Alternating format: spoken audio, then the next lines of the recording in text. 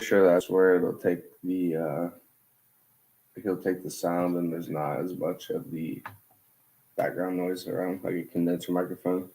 That's what these are. These are what? Condenser microphones. Oh, they are condenser microphones straight up. Yeah, because if not, you would be hearing me and your microphone. There's a way. When we were listening to the audio last time, the audio didn't. It sounds way better in real time than what it sounds like after the fact. And Jimmy was saying that pretty sure he said compressor, which would make sense because you can hear. It's like picking up everything around. Where it'd be better if it was like the way he was describing it is that you can just hear what you're saying. Yeah, there's probably a way to do that. What do you think needs to change about this setup? What do you think I need to change about this setup?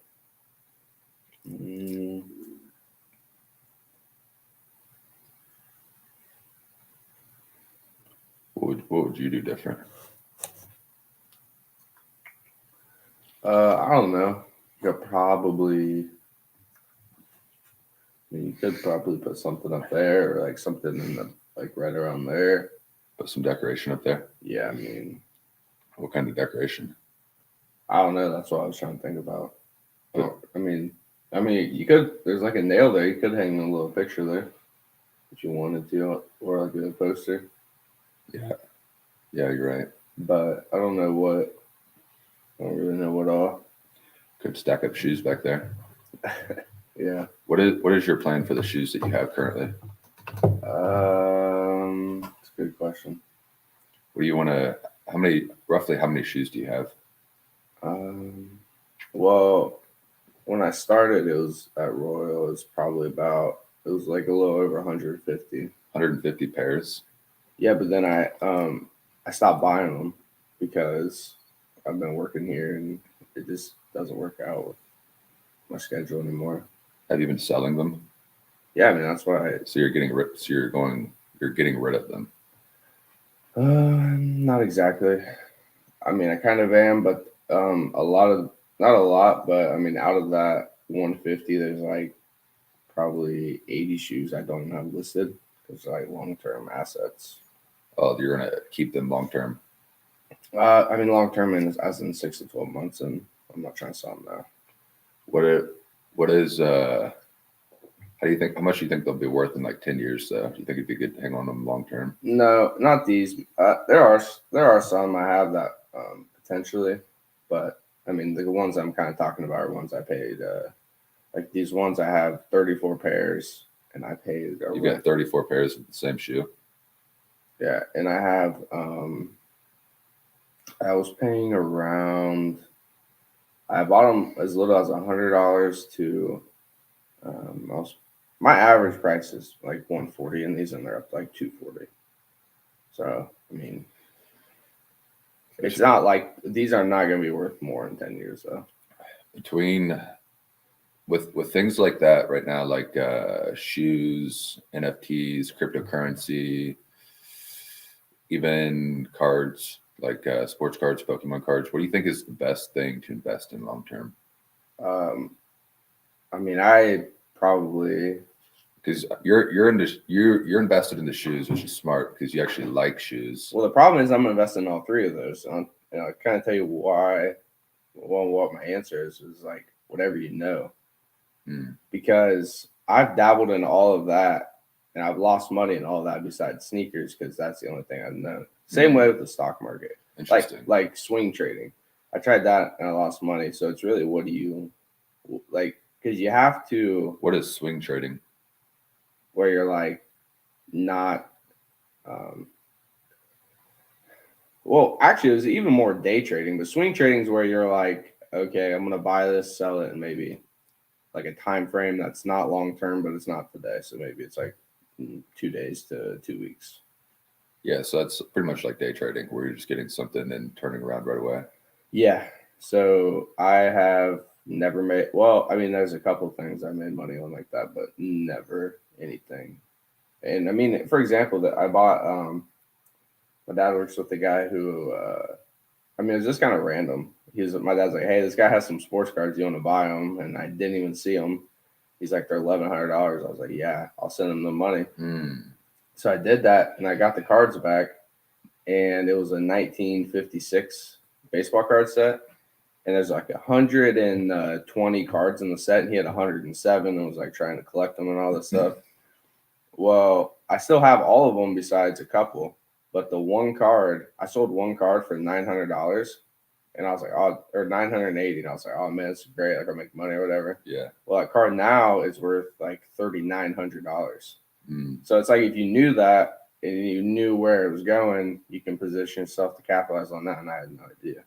So I still made money on the whole thing, but I mean, if you know what you're doing, you can make a lot more. Yeah, I think I feel like something like NFTs. I don't think anybody. I feel like there's a very small percentage of people who literally actually invest in NFTs, and it's people who like you see talking about it on the internet. I don't think people like average people. Do you know anybody that actually has an NFT? Me. You have an NFT? I have like 4. Oh, okay. And I invested. How do you even buy them? So you have to have a thing called like a meta wallet, and then you. But the problem is also with that is like you're using the Ethereum blockchain. So like say you want to buy a $500 NFT, they have things called like gas prices, and that's like the fee to do the transaction. Mm-hmm. So like depending on how clogged up the network is, you could pay an extra $300 just to get the transaction to go through, and you don't get any of that money back. And then you got to, so it's like there's so many fees going through and stuff. But I mean, I spent a lot of money on mine, and now they're worth nothing. I feel like that's what's going to happen with most of them. I feel like there might be, out of all of these NFTs, there might be a few that end up being worth money long term, and almost all of them will be worth literally nothing, $0. I don't know, dude. I like to be I mean, I don't really necessarily like to be optimistic, but in this aspect, I really do, because I do think it is I think it is like a future. Yeah. But the problem is we're on step 1, and people are trying to like say, oh, it'll never get to like step 3 to where like this and this can happen. But it's like we got to go through the growing pains with this before. Like, you got to get the stuff worked out. And it's like when the internet came out. I mean, like 20 years ago when we were trying to listen to music on LimeWire, we're like, I mean, I can't do this my whole life. It's gonna be terrible. But now it's like adapted, and that's kind of what this has to do, because right now there's a lot of problems with it. Mm-hmm. Yeah, LimeWire became Spotify. NFTs, I feel like the step 3 for NFT would be like literally if you were, because I was watching a video the other night about people buying land in virtual reality. Like people are buying land in virtual reality. Yeah. So if people step for what people say NFTs are worth, step 3 would literally be for them to actually be worth as much as people are buying them for right now. I think step 3 would be like if people were literally living in virtual reality, and like you had a house in virtual reality, and you were hanging NFTs on your wall in your house, and you were literally spending so much time in the virtual reality that it would be like having a Mona Lisa painting in the real world. What do you think is step 3?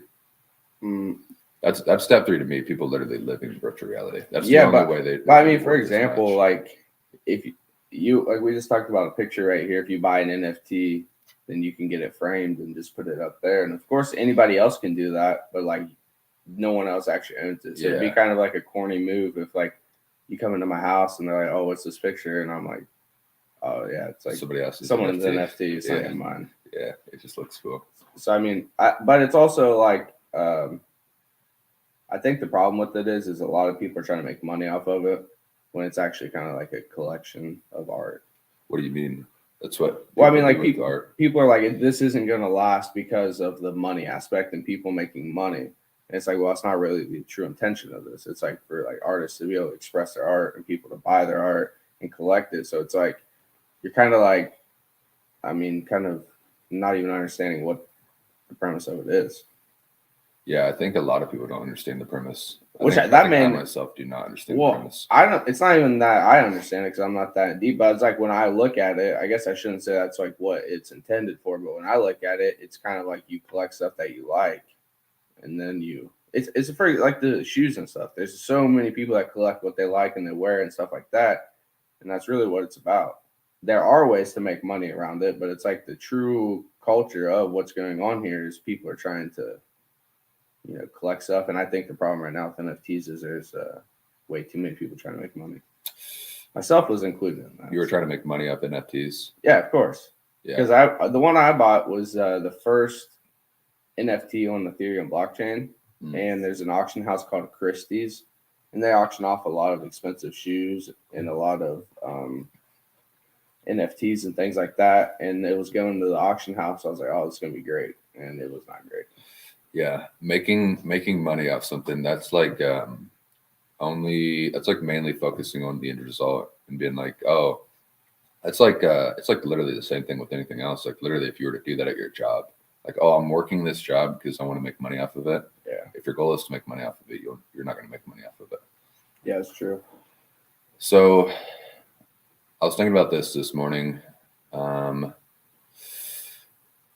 is Sunday. Tomorrow is Sunday. It has been starting to get cold outside, but it's not very cold out quite yet.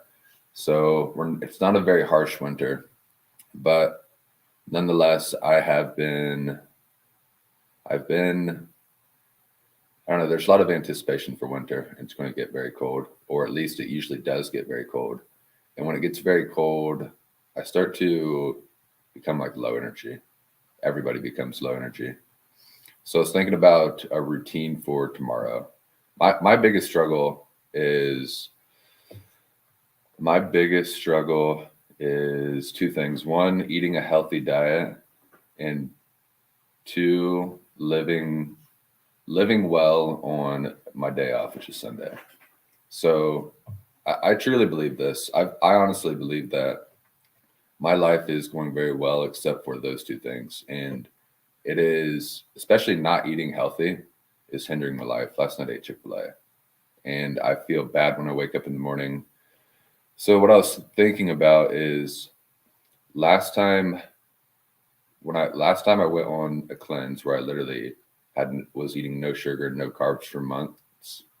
I was coming out of I'd literally just come off of a breakup.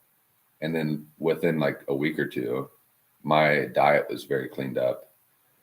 So in that situation, I needed something very grandiose to propel me forward. Like I've been fighting like hell to clean up my diet and damn near do that again of what I did last year. But it's very difficult. And it's almost like you need something to propel you forward, like that one event, which is a very emotional event, like a breakup. So now you've seen the way that I'm living. So I'm not saying, hey, solve my problems, but truly, why do you think it's such a struggle for me to not eat healthy, to eat because I know what I should eat, kind of. I know what I shouldn't eat, at least, Chick-fil-A. Why do you think it's such a struggle?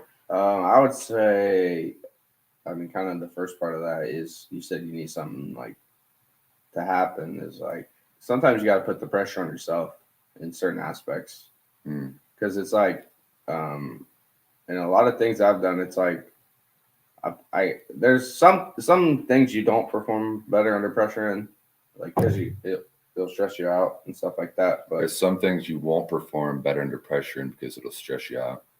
Yeah, like what's an example? One, I'm just saying this. Like reading a book.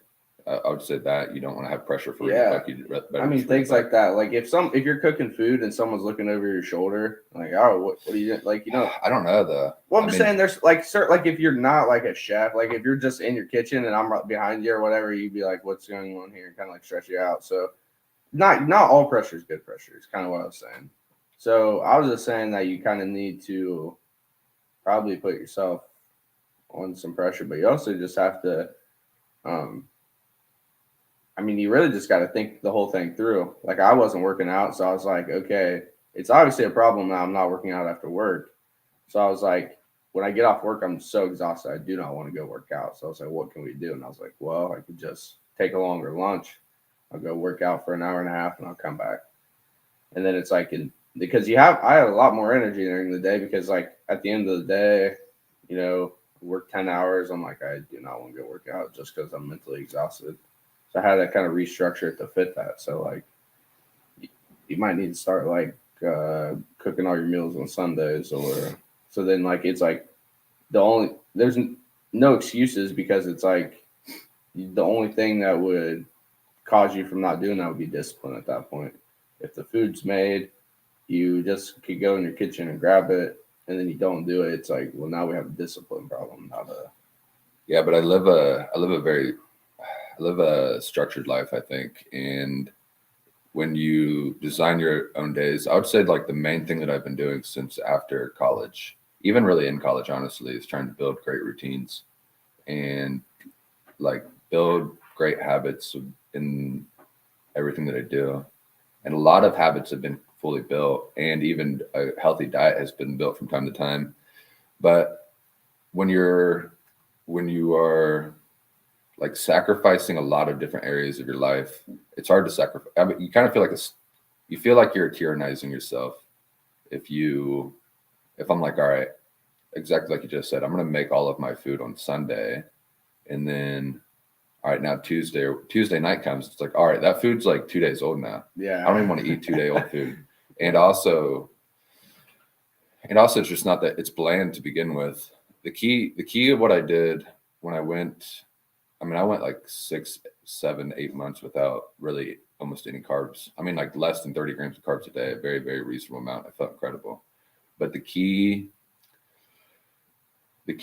of how I was able to do that, I think, what I kept telling myself, like the one thing I really gave up is I was like, all right, I'm gonna have less than 30 carbs a day. But the thing that I really gave up is hyper palatable foods. And I kept telling myself that. I was like, all right, I'm not gonna eat for pleasure. I'm gonna eat for function. I'm gonna eat food that's going to help me achieve whatever goal I'm going. All right, so if you're eating food, it's like, all right, what am I eating food? I'm eating food to sustain my life. Well, at that time, I was also trying to run half a marathon. So I was like, all right, I need to eat food that's going to make me achieve this goal of running the half marathon. So, I mean, the other part of it is like, all right, the evening will come and I'll be very hungry. It's like, all right, I need to get calories in my body for tomorrow. And before, when I was running half marathon, I was like, all right, well, if I eat Chick-fil-A, I'm going to feel like hell tomorrow. So I wouldn't eat it. But now I don't really have any physical goal. And so that's like the big issue is not having, like, there's a saying that if you have, it's a very real thing. It's kind of cliche, but if you have a person who has a why can bear anyhow. So it's like there's a destination that you're going towards, and that destination exists like 3 months from now. You got to reach that destination. Yeah. Why is it important for you to get to that place? So for you, for working out, how are you able to convince yourself? Why was it important for you you say you switched to working out during the day? Why did you make it a priority to work out and do it? Why did you just say, all right, I'm just not going to work out at all? Obviously, because I feel better. So it's like when I work out. Yeah, but why do you need to feel better? Where does that lead towards? Well, I'm just saying I perform better. Like it mentally kind of like is like a reset a little bit, and you can get out of your own head if you are. So then you go back to work kind of refreshed, and then also it's like it's very easy to look around and see results of people who don't work out, and you're like, I don't want to be like that. So it's like that's almost like pressure as well. It's like, listen, if you don't get your stuff together, like this is kind of what you could go down, which I mean. I don't want to not live well, and I think it's kind of a problem where once you get in, you don't work out for so long, you don't want to work out because For sure, because it's like if you're not working out, then you're like fine with that and you just want to not work out. But if you are working out, it's like I need to work out. Yeah, momentum is real. Yeah. It's like it's literally the same thing with the diet. If your stomach is populated with whatever you eat. So if you're eating healthy food, you've got a bunch of healthy bacteria. You've literally got living bacteria in your stomach that wants more. That healthy bacteria wants to live. Mm-hmm. So it's going to crave healthier food, and you just keep craving healthier food because you've got healthy biome. Whereas if you've got unhealthy bacteria, like poison, and that wants to keep living as well. But it's like something in you is trying to get more poison. So it's like it's a slippery slope. And I'm in the point right now where I've just been eating too much bread too long. And it's hard to come back from it. Yeah, I mean, I had this past week, I was not eating a lot of food at all. Probably to the point where it was not actually a good thing, like because my body wasn't actually getting. You weren't eating enough food. No, I was. I mean, I would literally have black coffee, which has no calories, and then the first thing I would eat would be 2 ham wraps with like tortilla ham wraps. There's maybe 250 calories combined on those, and then I would eat the 2 hamburgers, no buns. That had a lot of calories in it and stuff, but not necessarily calories that like were beneficial. Like I'm working out and I'm not getting as much like protein as I should be, so it's like I'm not getting as much protein. I did have low carbs, besides a little bit lower carbs than what I was eating, but when I was doing that, I was feeling a lot better, and it was like When you were not eating very much at all, you're feeling better. yeah, because it's like, but usually I always, my stomach will always kill me whenever I'm hungry. So it does hurt. Mm. But it's like, there's a certain point where, uh, like when you don't eat for the morning and you have a coffee, which for some reason, every time I have a coffee, it's like, it feels like it speeds up your metabolism or something in a way to where like your stomach is like now hungry most of the time. Like an hour after I have a coffee, it's always like, man, now I'm kind of hungry. But I'll just start drinking water. So then I'll drink a ton of water. But it's like then there's a certain point in between 11 o'clock until about like 2 o'clock where it's like it gets comfortable. What do you mean? Like you're so hungry that it kind of almost goes away. Oh, and you're like, sure. was I even really hungry? And that's Sure. what I've been kind of thinking. And then I'll have like the 2 ham wraps or whatever, and then it's like now like I'm not hungry at all. Go to the end of the day, but I don't know.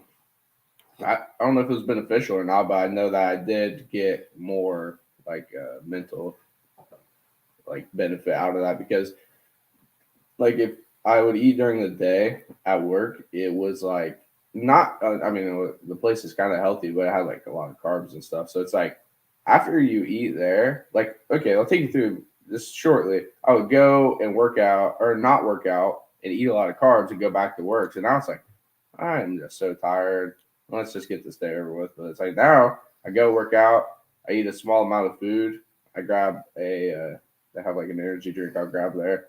And it's like, and now we're just back at it. Like we didn't even miss a stride. Now we're actually even have a lot more energy than when we left here. For sure. Yeah, that's part of my issue. I either if I mean either one, you got to eat enough of healthy food because either I'll eat not enough food at all, or I'll be super hungry and I'll have to just eat something. I'll be like, all right, give me this bread. And I'll eat a bunch of bread, and then after I eat bread, I'll feel very anxious, and then I'll feel anxious the next morning.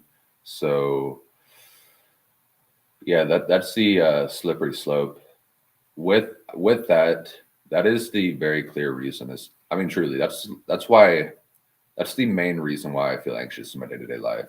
And I can put a finger on it. And I know that if I've had times in my life where I have eaten super healthy, and the food that after when I'm in that moment or in that phase, when I was in that phase of my life, you don't really feel anxious. Like you don't feel, it's surprising how much your food literally does make you feel anxious or depressed. So Yeah, because your stomach's actually connected to your nervous system. Well, Well, it's like all the bacteria and stuff in there is like what's affecting your brain as well.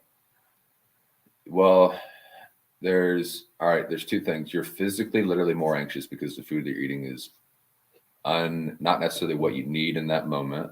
And so when I was eating mainly like fats and protein, it felt like my body was being perfectly efficient. Like I was like, all right, I've got exactly what I need and I don't have anything extra. And I gave my body what I need and I have energy. Now I'm going to do my thing.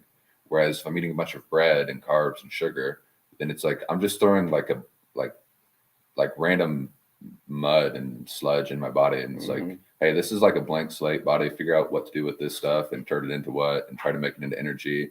And then it's like trying to sort through it. And then I'm starting to do things.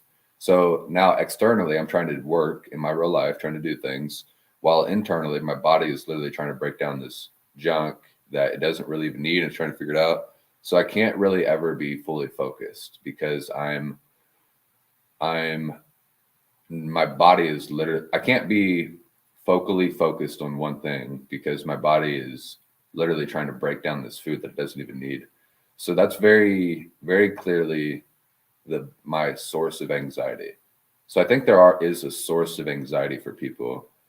I don't think that to have anxiety, I don't think people to go back. I don't think there that's a thing. I don't think people have anxiety. I think there's a spectrum, and you are anxious or you're not anxious, and depending on how you live, you will be more anxious or less anxious.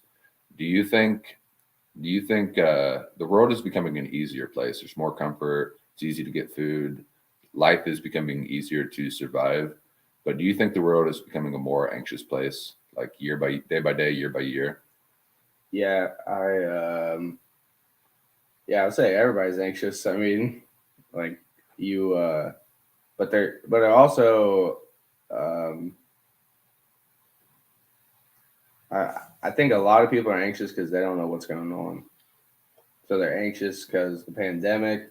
They're anxious because they hate their job. They're anxious because they're in school. They don't want to go to school, and now they're getting college debt, and they don't know how to necessarily navigate that. So then they're like anxious about life in general. They're like, "What? I don't really know what's going on here." Well, with that, again, the first reason why when I eat bad food, I literally feel anxious because I'm eating bad food. My body doesn't need it. The other thing, probably honestly, the main reason why I feel anxious in that situation is because I know I'm putting myself on a bad path. I know I'm putting myself on the path that isn't ideal. So now I'm literally, all right. So I do want the bread. I want the bread. I want the sugar in this moment. I'm indulging in it right now in this moment, but I know it's going to take me down a bad path. So I'm choosing to indulge in something that I'm essentially going to have to walk back later. Like I'm going to have to work out like mad. I'm going to have to like will up more mental energy than I would otherwise need to conjure up the discipline to get my diet back on track. And the further I go down the path of sugar and carbs and bread and things like that, the harder it is to walk it back. So now I'm getting anxious with myself because I'm like, dang, I'm going further down a bad path. So exactly what you're saying, I agree. People don't know what's going on. They don't know where they're going. There's a quote that I probably told you this, but if you're living in the past, you're depressed. If you're living in the future, you're anxious. If you're living in the moment, then you're at peace. And I was thinking about this morning as well. I felt very grateful this morning, and with that, but I also feel anxious very often. Usually in the mornings, I feel anxious very often. One of the reasons why I felt grateful this morning, I think, is because I didn't have anxiety. Do you think that that's like a perspective? So, hey, I've felt anxious in the past. Now I feel at peace. I feel grateful. Do you think in order to feel how would you describe gratitude first? Like how would you describe gratitude? I don't know. I mean, well, the answer, I mean, I think it's like, well, I don't know, because now that you kind of how you described it with the anxiety and stuff is like a different. Like I was just separate from all of that. If you were separate from what I said the first part, how would you describe gratitude? I mean, it's almost like grateful, like just being appreciative and like thankful. How would you physically, the physicality of anxiety, like if you feel anxious, how would you describe how that feels physically? I would say, I mean, I actually had like panic attack one time, and it's very hard to describe because it's almost like you've had to be in this place in your life to kind of understand it in a sense, just because like it's hard to explain, but it was almost like I couldn't even watch a movie and it felt like I was dying. Like I was literally nervous. Like they're like yeah, go take a walk around the neighborhood or whatever. I was like, all right, is this dog about to attack me? Is this car gonna hit me? I was like, what is going on in the world right now? Like, I feel like the world is about to end. And it's like, pretty, like, you honestly feel like you're about to die. Like, in some places, I've had anxiety, so like I'll have it on a day-to-day basis sometimes, but it's a lot more manageable than that. But like at its peak, it's like you feel like you're dying and you kind of feel alone in a sense. Yes. And you're like like it depends on like kind of I guess what's causing it, but sometimes you're just so stressed out and that makes it even worse. Like, but I was literally I hadn't ate for 3 days because I couldn't eat because I mean it was terrible and long story short about what happened. How long did it last? How long did this whole episode last? You're saying it started because you didn't eat for 3 days, or you couldn't eat for 3 days because No, so this was like when the stuff with my stomach started happening. I hadn't ate for 5 days and I couldn't eat and I just kept puking and I couldn't eat anything. I couldn't even drink water, so I had to go to the hospital. And then they just like gave me some fluids and were like, we don't know what's going on here. And then I went back home and I was even more stressed out because at this time it's COVID. So I was like, I don't know if I have COVID. People don't really know what's going on with COVID. And then I started to get terrible anxiety because no one knows what's going on with me. For sure. And so then at that time, the anxiety after that point lasted until spring because it's more like, so typically I'll like how you mentioned, like it's called like seasonal affective disorder where like you can either be anxious or depressed in the wintertime, lack of sunlight, vitamin D, things like that. So it's like I have suffered from that in my life, but then when you add like that anxiety on top of that, this was in like October, just to start out the winter, then it was like the whole entire winter was terrible. But you weren't that ramped up at like to the point where you were having like a full panic attack that whole. No, but it was heightened. It was like it's almost like if you see someone like creeping around the house, like waiting for something to jump out. It's how you feel.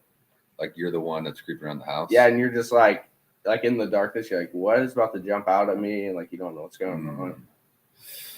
Yeah, that's a good point. So I would say in my day-to-day life, anxiety, like in my day-to-day life, to me feels like everything, like you're in fight or flight mode, and like everything is ramped up. And when it gets all the way ramped up, it feels like your ears are like ringing for a long duration of time. It's hard to focus on anything. You're like very zeroed in on like the moment in front of you, or maybe you can't enter the moment. You can't, or either you're very, very into the moment, or you can't even pay attention at all of what's in front of you.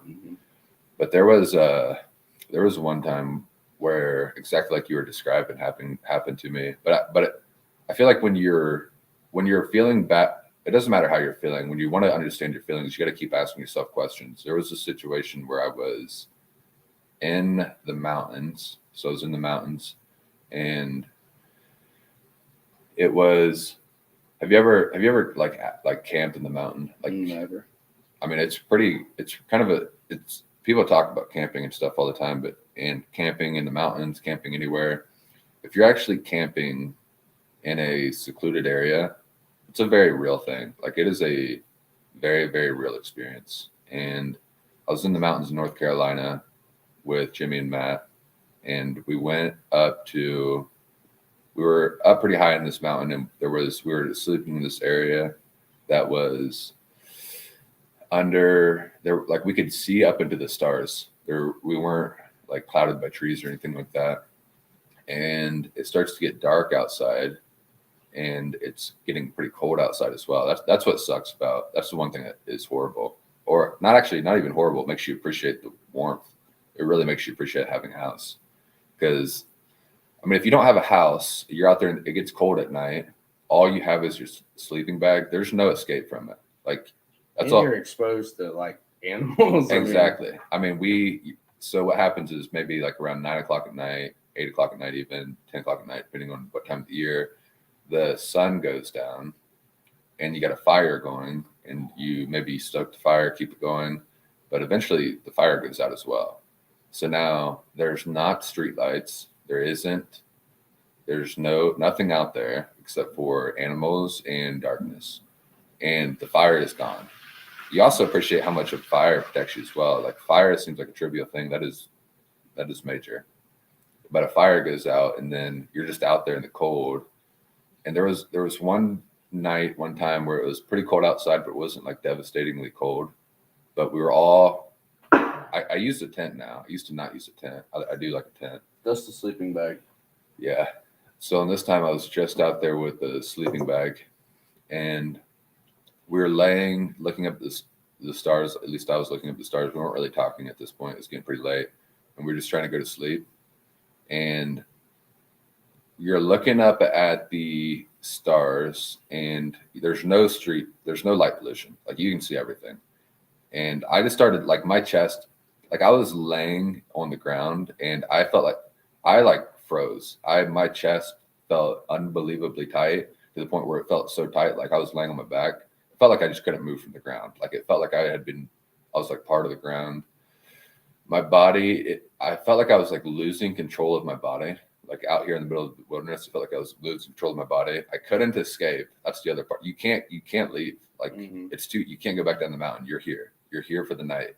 And it's 9 o'clock, 10 o'clock. It's 8, 9 hours till the sun comes back up. 7, 8, 9 hours. So you are here. You can't leave. So there's more anxiety. But I just started to have like a full panic attack.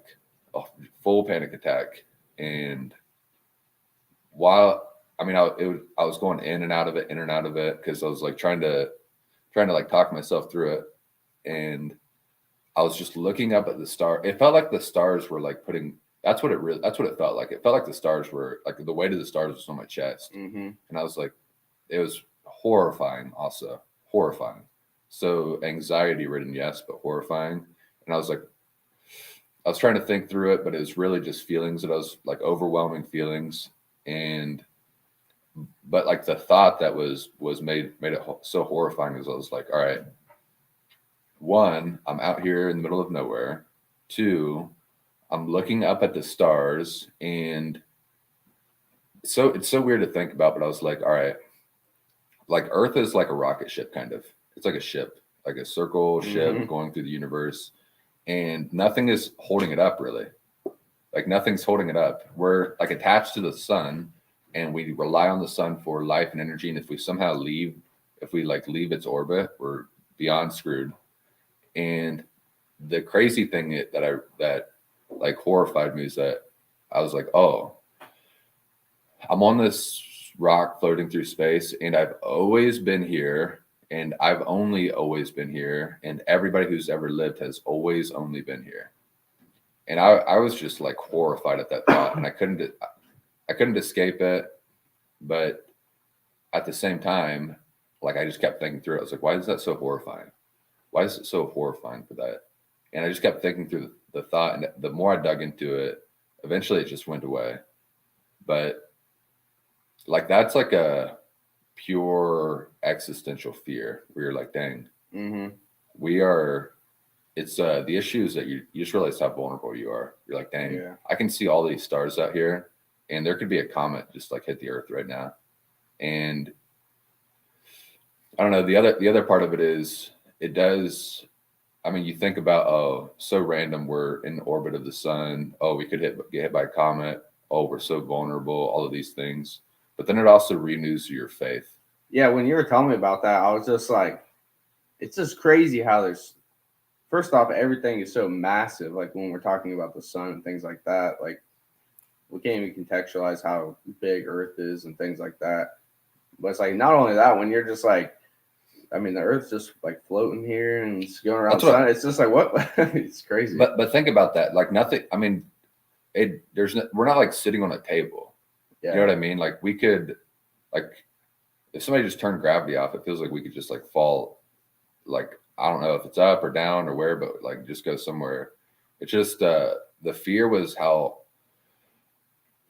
the fear was like how vulnerable Earth is. It's like, dang, Earth itself is so vulnerable. The sun is so vulnerable, and I myself am a small dot on this vulnerable thing. Like, dang. Like, have you ever seen the Have you ever seen the guy who jumped out of the? I think he was at like the edge of space, and it was a Red Bull thing, and he was free falling the whole way down. Yeah, I don't know if I watched the whole video, but I know exactly what you're talking about. Well, when I watched that, I was like, they had the like angle, and they were showing Earth and stuff, and I was like, it's like it's kind of crazy that I'm down here, but I don't even know where I'm at on this thing. Like that's how big it is. Yeah, So it's like we're just looking at it from here, and it's like this thing is so massive that like you don't even like you're just like how I don't know. It's very hard to contextualize how massive Earth is and how small we are, but also how small Earth is in comparison to everything else. for sure. Yeah, it's the best way I think to alleviate those fears is to think through them. Like people, there's two things: you can either avoid things or confront things. You've got to confront those. Like those are when you think about how vulnerable you are. It's like the same thing that you're saying. That fear I felt, the anxiety was exactly the same thing that you said you felt when you have a panic attack. You're like, dang, car is going to come. I feel like I'm going to die. I feel like I'm going to die. Dog's going to attack me. I feel like I'm going to die. I felt the same way. I was like, oh, comments about the earth right now. I feel like I'm going to die. A bear is going to come out and get me. I feel like I'm going to die. But you just keep thinking. The power is in acceptance. You just got to be like, all right, I am. That's what it is. It's literally where I'm at. Yeah, You got to. I'm going. Maybe it will happen today, or maybe it won't happen today. But eventually, I am going to die. But while I'm alive, what will you do? Yeah, it's kind of funny. Anytime like I have problems, I'll look them up on Reddit. And when I was going through the anxiety thing, I've never watched the movie, but it's Moana. I think it's a Disney movie. I don't know, but anyways, they said, "Do you realize? Like, did you realize what happened at the end of the movie?" And they're like, she realized that the beast was actually her friend, or like the darkness was actually her friend. And he's like, the guy that was explaining it, he's like, anxiety. It's like most of the time, a lot of people just shove it off, and then they don't actually unpack what's going on there, and it causes you to be more anxious For and sure. more amped up. So they're like when that anxiety comes, you kind of got to unpack it and be like, what's going on here, and then like use it in a way that's kind of positive. For sure, it's like it's like you're panicked about one specific thing, and it seems like it's a massive monster. But if you look at it further, it's actually just a bunch of little monsters. Yeah. And none of them are really that bad, and they can actually be on your team. What do you think is you were talking about the best way to eat well is to prepare on a Sunday. Sundays are the day off. It's good to have routines around everything, like a Sunday routine, a morning routine, an afternoon routine, evening routine. You don't have to have routines around all of those, but it's very, very important to have some routines. What do you think is your most important routine? Well, Sunday is really the only day I get off, and that's when I like do my laundry and go get groceries, things like that. But also the way I kind of like look at, I think a lot of people waste days. Like, I think they waste days because they don't actually kind of take time off. So, like for example, everybody always wants to go on a vacation, and they're like, "I want time off, I want time off," and then like after they go on the vacation, like I need another one, things like that. So it's like I kind of think about What do you mean? People will take a vacation like, dang, I just need another vacation now. Well, I mean, like when people get time off from work and then they come back, they're always like, "Oh, I'd love to go back right now," like things like that. And it's like the bit like I kind of like think about my week like that. It's like, okay, let's go hard for these 6 days, and then this day is not necessarily a vacation, but it's like we can actually kind of like rest and do the things that need to be done. Because like my life is chaos Monday through Saturday essentially. Because it's like you're just working out, come home, sleep. Really, essentially, like there's not a whole lot of like just sitting down and like being able to take time for yourself or to kind of do what you want, I guess. Because like a lot of times there's like time constraints on things I want to do. Like if like for example when I go to the diner on the weekend, things like that, it's like I can't do that because they close at 2 p.m. Or it's like sometimes I could go before work, but it's like I'm not usually hungry that early, so it's like I don't go there. So it's like I'm able to do kind of stuff like that, but it's almost like if you treat it like a vacation, then you're not wasting time during the week because you get to look forward to that. Because a lot of people will waste time during the week because like I just want time off to not even do anything. They get that time off and they just like continually look forward to it. But I kind of treat it as like, I guess I kind of look at it similar, but it's like I'm like if we go hard here, then we can take the For day sure. off. On a Sunday, I agree. You've got to. It's like it's very important to, I think, actively rest. And so, like you're mentioning earlier about having, well, we were talking about having like a purpose just in general in your life, and like things a why. Like, why are you doing the thing that you're doing? If you have a goal in your life, like if you like say, all right, 6 months from now I want to have written a book. 6 months from now I need to have written a book.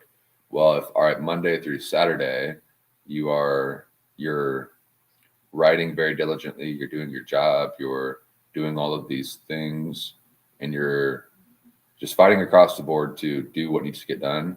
And then you have a rest day. So Sunday you have a rest day. I think I agree with what you're saying. I think I know what you're saying, but like on that rest day, you should not do anything. You should still have your goal in mind, which is the like writing the book, but you should like actively rest. You should literally give yourself the courtesy of, you're not doing yourself like if you write on that day and you work on that day, you're doing yourself a disservice because you're going to burn it down long term. Mm-hmm. But to take that a step further, I agree. You definitely shouldn't work or do anything on a Sunday, but it'd also be better to not look at screens. Like truly, I'm looking at screens Monday through Saturday, and it like wears me down. It would be nice to have a day where I like exactly like you said, made my food. I will do laundry, and I'd rather not do laundry. I'd rather have already that taken care of. Yeah. I'd rather go outside and go through like a forest and get fresh air and oxygen from trees and things like that. So, I mean, I don't do that. So it's not necessarily what I want to do. But like if it's a Monday and I look back on Sunday, I was like, dang, now I got to go to work and I got to look at these screens and I got to interact with these people and And then the week gets going and I kind of start to enjoy it again because I got momentum.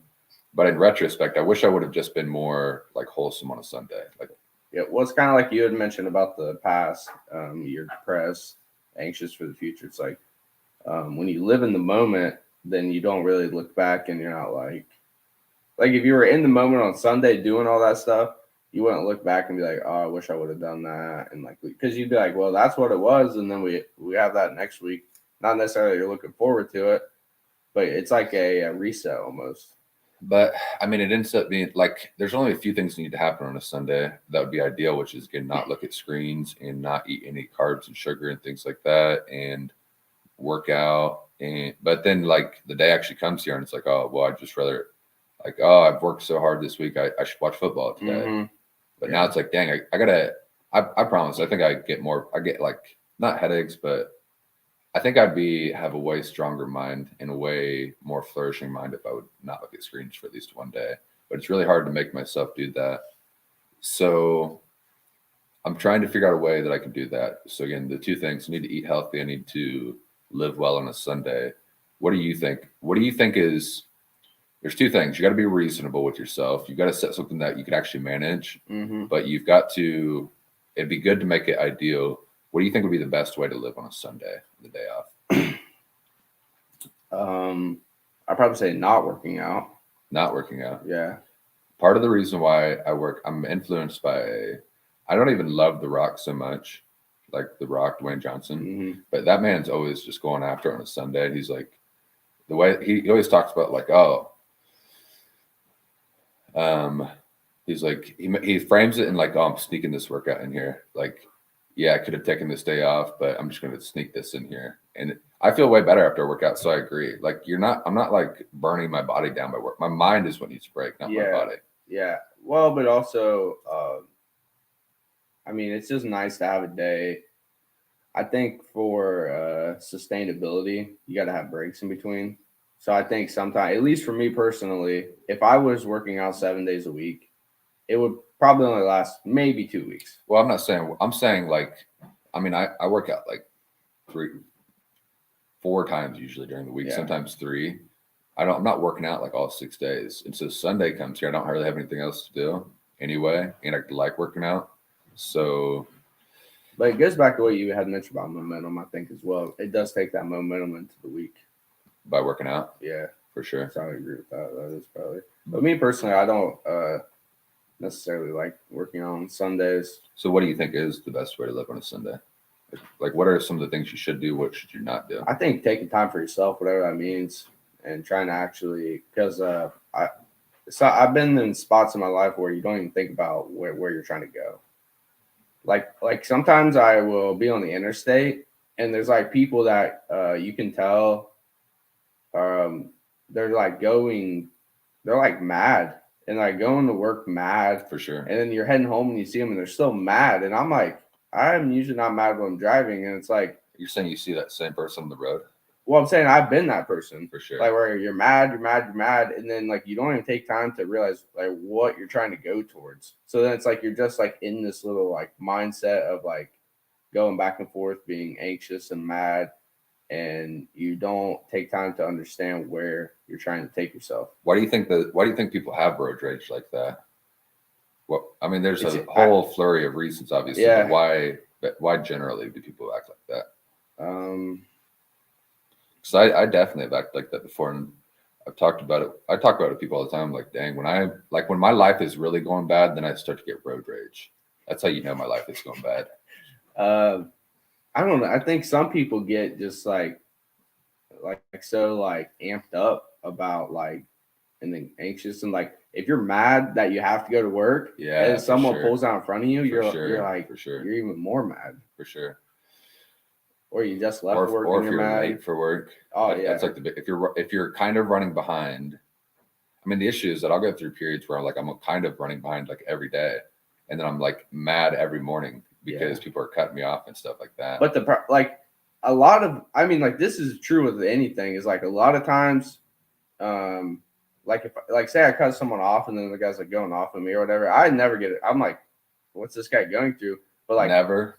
Sometimes I don't get mad at him. you never get mad. No, dude, I will. You never get road rage. No, because I'm always like what I was gonna say about that is like that person or they're mad at me, but they're actually mad at themselves.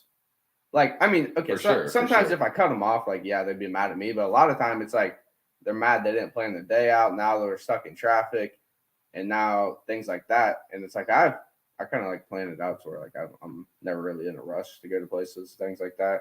But I think a lot of people how they treat you is a reflection of how they're kind of feeling about themselves. And like road rage sometimes is like, they're mad about whatever they're going through. All right, things are actively dying. So let's hard stop this, shut this down because I think everything is dying. Thank you for joining me today, Keaton. We're right exactly at 8 a.m. Perfect. So there is a day ahead of you. Live well today.